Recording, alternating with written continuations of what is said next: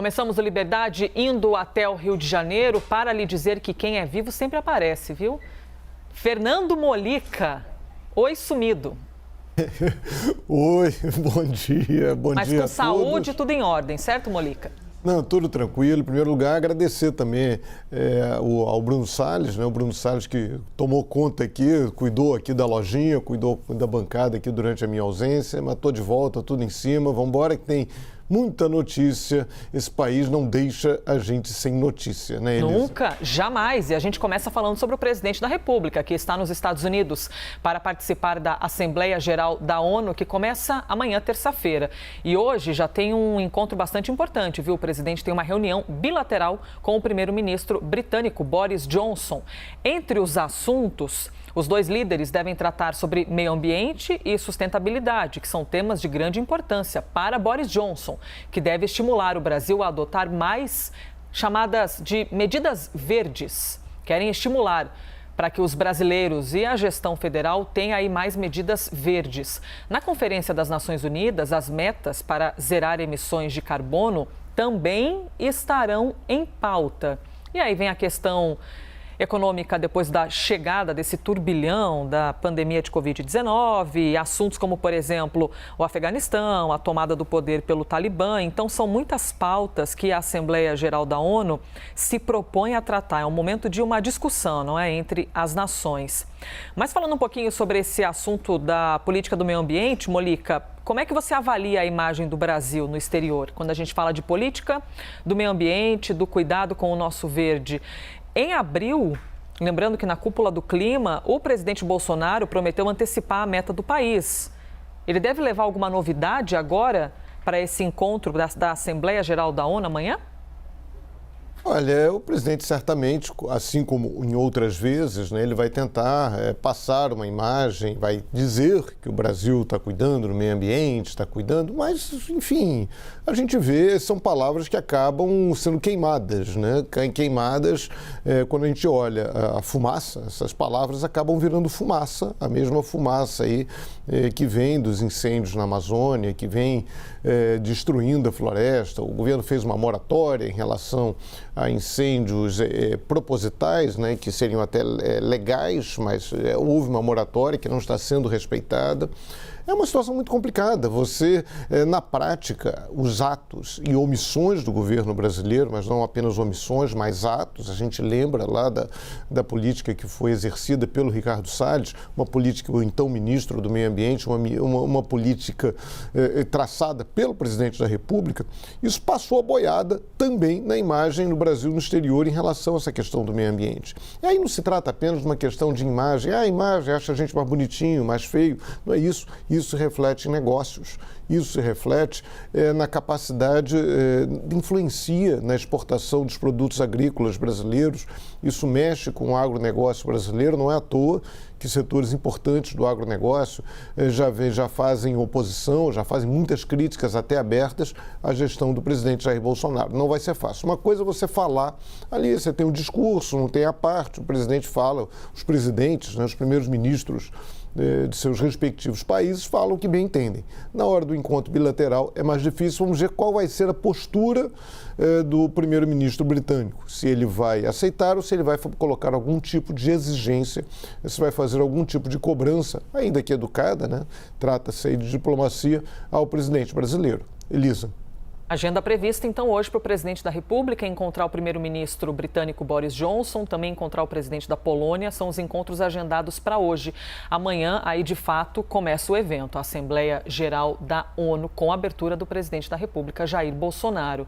Fernando Molica, você passou quase uma semana fora, nessa uma semana ainda não tem o 11º ministro do STF, viu? Esse assunto não foi decidido ainda. Vou te atualizando aqui essas questões e vou trazer esse assunto por liberdade de opinião, porque aliados do senador Davi Alcolumbre, que é presidente da CCJ, a Comissão de Constituição e Justiça, disseram à CNN que ele decidiu destravar essa sabatina encantada de André Mendonça, indicado por Jair Bolsonaro para a vaga no STF, a 11ª cadeira.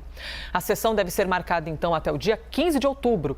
Nos bastidores, Alcolumbre diz que a decisão não muda a sua posição, que é contrária à indicação de Mendonça. Na semana passada, líderes religiosos foram a Brasília cobrar mais empenho do presidente Bolsonaro. A indicação do ex-ministro da Justiça foi publicada no Diário Oficial da União no dia 13 de julho e até este momento está nessa espécie de banho-maria. Molica, falta empenho de Bolsonaro para agilizar essa sabatina no Senado? Depende de quem destravar esse processo. E até que ponto Davi Alcolumbre, presidente da CCJ, tem esse poder todo de decidir que simplesmente não vai ter sabatina? Primeiro que é uma situação meio extemporânea, né? Não cabe ao presidente da CCJ não submeter o nome do candidato aí à vaga indicado pelo presidente da República. É um direito do presidente da República, é até um dever do presidente da República, e o Senado tem a obrigação de avaliar. É claro, como tudo no jogo político, isso é um jogo de interesses. O Alcolumbre tem questões de ter interesses ali em liberação de emendas parlamentares, liberação de dinheiro, é uma forma que ele exerce pressão sobre o governo federal, não é uma questão meramente ideológica, virou oposição ao governo Jair Bolsonaro, não é nada disso. Tem interesse nessa história. E também, ontem à noite conversei com 3 senadores, um de oposição, que foi Humberto Costa, e 2 outros senadores, Álvaro Dias, que também não é ligado ao governo, mas tem uma oposição ali mais tranquila, e um outro senador que pediu para não ser identificado. E deram diferentes avaliações. Agora, há uma concordância no sentido que o Alcolumbre quer, e muitos políticos querem, na verdade, a indicação do Augusto Aras. Porque o André Mendonça, em declarações anteriores, já se mostrou mais alinhado com, digamos, os princípios da Lava Jato. Ele seria mais duro na questão do julgamento, na avaliação de casos de corrupção envolvendo senadores, e isso complica a vida de muita gente.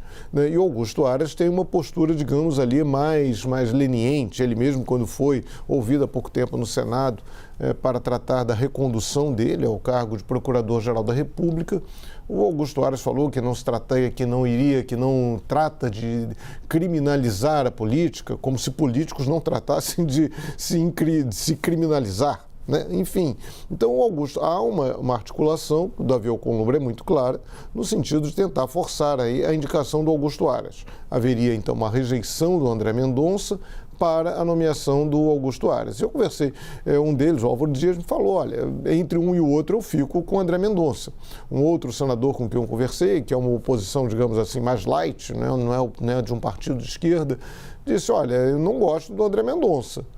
Mas entre ele e o Augusto Aras eu fico com o André Mendonça, que é um mal menor. Então, assim, nessa avaliação, que é como tudo na política pode mudar, e o voto é secreto, tanto na CCJ quanto no plenário, o voto na aprovação de um ministro do Supremo Tribunal Federal é um voto secreto, mas nessa avaliação que eu tive ontem é uma tentativa, de aprovação do André Mendonça. Seria uma possibilidade. É claro que algumas declarações dele, aquela história de dizer que ele será submisso a líderes religiosos, esse fervor religioso que ele demonstrou nos últimos dias, essa ligação, ele se respaldou muito em lideranças evangélicas para garantir a sua indicação, isso não bate bem no Senado, isso não bate bem no Supremo. Mas dessa primeira avaliação é de que sim, ele tende a ser aprovado. Um senador me disse que isso seria um resultado bem apertado, outro não. Disse que a tendência é que ele seja aprovado aí com uma razoável margem de segurança, principalmente por conta aí de resistências à questão da Lava Jato. Vamos ver como é que vai funcionar essa história. Voto secreto, como dizia Tancredo Neves, voto secreto é terrível, dá uma vontade de trair muito grande. Elisa. 8h39, seguimos ao vivo aqui com o quadro Liberdade de Opinião para você que nos acompanha na CNN Brasil. E o próximo assunto é CPI da pandemia, reta final dos trabalhos da comissão, que tem 2 depoimentos marcados para esta semana. Um deles, que deve ocorrer amanhã, terça-feira, é de Wagner Rosário, ministro da Controladoria Geral da União. Deve falar amanhã, que é terça, dia 21 de setembro. E também tem a previsão aí do diretor executivo da Prevent Senior, o Pedro Batista Júnior, prestar depoimento na quarta-feira. Hoje, segunda-feira, os senadores vão discutir com a Ordem dos Advogados do Brasil as sugestões que o relatório final da comissão fará para uma mudança na lei do impeachment. A OAB tem feito um debate interno a respeito da proposta que estabelece um prazo para que o presidente da Câmara analise pedidos contra o presidente da República. Fernando Molic, existe alguma chance da lei do pedido, aliás, da lei do impeachment, ser modificada depois do relatório da CPI? Olha, não seria fácil, porque o problema não é a política não dá para olhar só no momento atual. Então, hoje, partidos de oposição, partidos de esquerda, principalmente, poderiam né, achar interessante essa mudança por conta aí desse acúmulo de pedidos de impeachment na mesa do Arthur Lira, presidente da Câmara dos Deputados. Ele não diz nem que sim, nem que não, fica ali na gaveta. Agora, o problema é que esses mesmos partidos podem chegar ao poder na eleição de 22, então, principalmente o PT. Então, já há uma resistência dentro do PT a uma mudança nessa lei, porque aí isso, enfim, o PT já teve uma presidente, a Dilma Rousseff, alvo de um processo de impeachment. Ela foi destituída do cargo num processo de impeachment. A gente lembra, era o Eduardo Cunha, o presidente da Câmara, enfim, que se colocou numa posição de oposição depois de um determinado período. Então, isso seria complicado. Então, mudar essa lei não é só para a questão, vamos mudar para facilitar o impeachment de Jair Bolsonaro. A questão não é essa. A questão é, e para o futuro? Será que os partidos gostariam? É um poder absurdo demais, é um poder muito grande na mão do presidente da Câmara dos Deputados. Esse poder que ele tem de sequer não definir, ele não precisa definir, ele não tem prazo para isso. Ele recebe um pedido de impeachment e a leitura que se faz da lei é que ele tem a prerrogativa de definir se ele leva aquilo adiante ou se ele engaveta. Se ele diz não, engaveta mais do que engavetar, se ele diz não, ele joga no lixo. E ele não faz nenhuma coisa nem outra, o que aumenta o seu poder político. Ele tem um poder de barganha em relação a isso muito grande. Então, não vai ser fácil, porque facilitar um processo de impeachment é algo que não apenas complica a vida do atual presidente, dos apoiadores do atual presidente da República, isso complica a vida de futuros presidentes da República. Enfim, então vamos ver, isso não é bem o objetivo da CPI, pode ser uma recomendação. Aí teria que mudar a lei lá de 1950, que é a lei de crimes de responsabilidade, ou então o próprio processo da Constituição. Então, demora um pouquinho, não é simples mudar isso. Agora, a questão agora é a CPI voltar aí nessas últimas semanas. O mais provável é que o Renan Calheiros não apresente o relatório até sexta-feira. Tem essa história aí da Prevent Senior, que é muito importante. Se for confirmado, terá sido aí talvez o maior escândalo da medicina brasileira. É algo gravíssimo, essa acusação é gravíssima de que ela teria manipulado, imposto um tratamento que não servia para nada e, pior ainda, teria modificado resultados de pesquisa. E a CPI também quer aguardar e vai receber essa semana o resultado daquela busca e apreensão feita na sede da Precisa Farmacêutica, aquela empresa envolvida naquela tentativa de compra de vacina indiana. Então, a tendência é que não acabe essa semana, que o Renan Calheiros não apresente o relatório essa semana. E a questão do impeachment vai gerar mais uma recomendação, enfim, não é poder, não é objeto da CPI discutir impeachment de presidente da República. Elisa.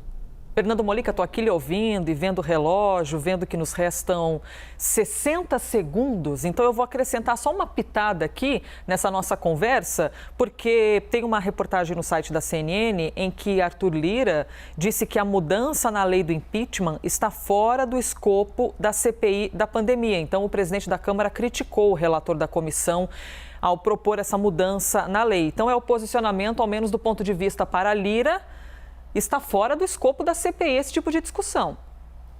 Sim, eu falei, como eu disse há pouco, a CPI é para tratar da pandemia, de atos e omissões do governo, principalmente disso, atos e omissões do governo federal na pandemia, não apenas isso. E agora vem essa questão do impeachment. Mas, enfim, pode ser sugestão, isso é política. Política pode tudo. Tudo pode na política. Quando você quer uma coisa, como já me disse, alguns deputados já me disseram, falando sobre a questão do eventual impeachment de Jair Bolsonaro, falou, olha só, o que importa não é o crime.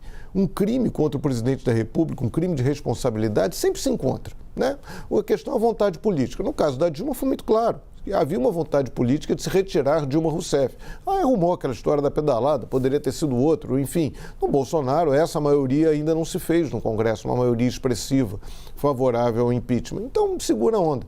Agora, o jogo é político. O jogo político se apresenta uma sugestão e vê se cola, como é que isso repercute. Mas a tendência é muito difícil de ser aprovado por conta não apenas do atual presidente, mas por conta dos futuros presidentes de outros partidos. Elisa. Fernando Molica, obrigada por este dia e por este retorno aqui ao Liberdade de Opinião. Bom dia para você. Bom dia. E ganhamos, né? Botafogo e Grêmio ganharam no fim de semana. Exatamente, eu tô com esse orgulho aqui acumulado dentro do peito. 1-0, é pouco, mas ganhamos. Então é só isso que eu quero pensar. Obrigada, viu, Molica? Bom dia. Bom dia.